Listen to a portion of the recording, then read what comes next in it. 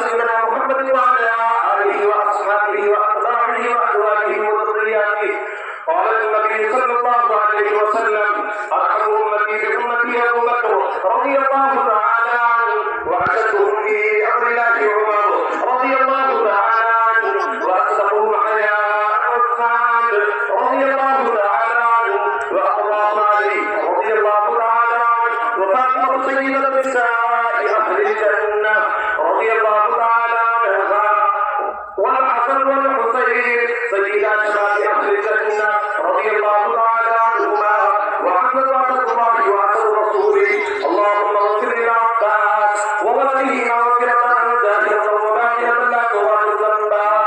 الله الله في أصحابي لا تتخذوا ولدا من بعدي، فمن أحبهم فبحبه أحبهم، ومن أبغضهم فببغضه أبغضهم، وخير القرون قرني ثم الذين يلونهم ثم الذين يلونهم. اللهم أعز الإسلام والمسلمين بالإيمان العادل بالقوة القاهرة والسلطة الظاهرة عن الكفرة الباغية، وغفر اللهم لجميع المؤمنين والمؤمنات والمسلمين والمسلمات الأحياء منهم والأموات برحمتك يا أرحم الراحمين، والحمد لله رب العالمين. أعوذ بالله من الشيطان الرجيم. إن الله يأمر بالعدل والإحسان وإيتاء ذي القربى وينهى عن الفحشاء والمنكر والبغي يعظكم لعلكم تذكرون. اذكروا الله يذكركم وادعوه يستجب لكم، ولذكر الله تعالى أعلى وأولى وأعز وأجل وأكرم وأحسن وأكبر.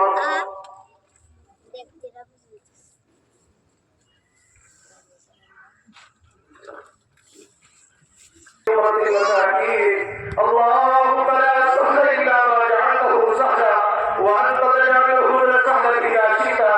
رب اجعلني مقيم الصلاة ومن ذريتي، ربنا وتقبل دعاء. ربنا اغفر لي ولوالدي وللمؤمنين يوم يقوم الحساب. ربنا لا تزغ قلوبنا بعد إذ هديتنا وهب لنا من لدنك رحمة إنك أنت الوهاب. يا عزيز يا غفار، يا عزيز يا غفار، يا عزيز يا غفار. اللهم اغفر لي بحلالك عن حرامك، واغنني بفضلك عمن سواك. يا الله احكمك حتى عافيك معلقتنا. يا الله गुनाह है, कलाकार है, सियाहकार है, फिर भी बंदे हैं. ए अल्लाह आपकी ईदगाह में आए हैं. ए अल्लाह गुनाहगार है. ए अल्लाह हमारे गुनाहों को माफ फरमा दीजिए. ए अल्लाह हमारे गुनाहों को माफ फरमा दीजिए. ए अल्लाह आप ही हमारे खाने को मालिक है. ए अल्लाह आप ही हमारे खाने को मालिक है. ए अल्लाह हमारे गुनाहों को माफ फरमा दीजिए. ए अल्लाह मुल्क के हालात है. ए अल्लाह इस मुल्क के अंदर हमको अमन कायम फरमा दीजिए. ए अल्लाह एक दूसरे का इकराम करने की तौफीक अता फरमा दीजिए. ए अल्लाह जो हम लोगों के अंदर बदगुमानियां फैल गई है, ए अल्लाह प्यारे आका के तरीके हमारे जिंदगी से निकल रहे हैं. ए अल्लाह आप प्यारे नबी की उम्मत ए अल्लाह ठोकरें खा रही है. ए अल्लाह हमारे आबाद की वजह है. ए अल्लाह हमारे आबाद की वजह है. ए अल्लाह हमारे गुनाहों को माफ फरमा दीजिए. ए अल्लाह अगर आप माफ नहीं करेंगे, ए मौला करीम कौन माफ करेगा? ए अल्लाह आप ही हमारे मालिक वाले हैं. ए अल्लाह प्यारे आका के सदक़े में हम सबके अल्लाह हम सबके गुनाहों को माफ फरमा दीजिए. ए अल्लाह इस दुनिया से मेरे वालिद मोहतरम रुखसत हो चुके हैं. ए अल्लाह आपकी बारगाह में आ चुके हैं. ए अल्लाह आपकी करम मग़फ़िरत फरमा. ए अल्लाह हमारे नसीब के साथ, ए अल्लाह हमारे अली व हमारे, ए अल्लाह इस दुनिया के अंदर कई लोगों के वालिद व वालिद इस दुनिया से रुखसत हो चुके हैं. ए अल्लाह उनकी कब्र को नूर से मुज़य्यन फरमा दीजिए. ए अल्लाह उनकी कब्र को जन्नत का बाग़ बना दीजिए. ए अल्लाह तो हमारे गुनाहों को माफ फरमा दीजिए. ए अल्लाह हमें तो मांगना भी नहीं आता. ए अल्लाह आज इस मुबारक बरकत की इस मुबारक दिन की वजह से ए अल्लाह हम तमाम की मुश्किलात को आसान फरमा दीजिए. ए अल्लाह एक दूसरे के अंदर इत्तेहाद और इत्तेफाक से जिंदगी गुजारने की तौफीक अता फरमा दीजिए. ए अल्लाह वालिदैन की कदर करने की तौफीक अता फरमा दीजिए. ए अल्लाह जो लोग बीमार हैं, ए अल्लाह को शिफाए कामिला आजिला कुलिया नसीब फरमा दीजिए. ए अल्लाह दुनिया से जो लोग रुखसत हो चुके हैं, ए अल्लाह उनकी मग़फ़िरत फरमा दीजिए. ए अल्लाह जो बेकसूर जेलों के अंदर बंद है, ए